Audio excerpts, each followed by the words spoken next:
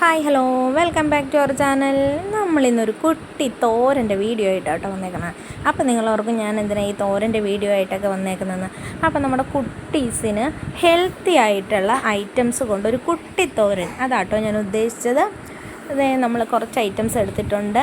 അപ്പോൾ നമുക്ക് ആദ്യം ഫ്ലെയിം ഒന്ന് ഓണാക്കാം. നമ്മുടെ പാത്രം അടുപ്പത്ത് വെച്ച് പിന്നെ നമ്മുടെ ഐറ്റംസ് എല്ലാം അതിലേക്ക് ആഡ് ചെയ്തു. ഓയിൽ ഒഴിച്ചു.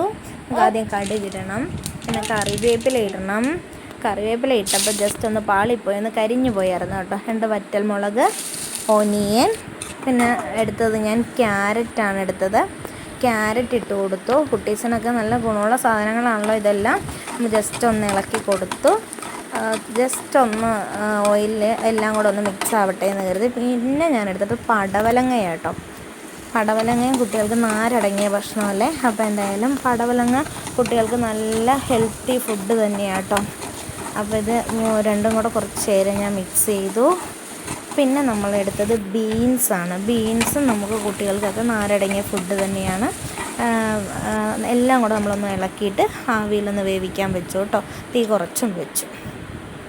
അപ്പം നമ്മുടെ കുട്ടീസിന് ഹെൽത്തി ആയിട്ടുള്ളൊരു കുഞ്ഞ് തോരൻ ഉണ്ടാക്കണമെന്നാണ് ഞാൻ ഉദ്ദേശിച്ചത്. ഇടയ്ക്ക് നമ്മൾ പാകമായെന്നൊക്കെ നോക്കി. അതിന് ശേഷം നമ്മൾ സ്വല്പം ഉപ്പിട്ട് കൊടുത്തു.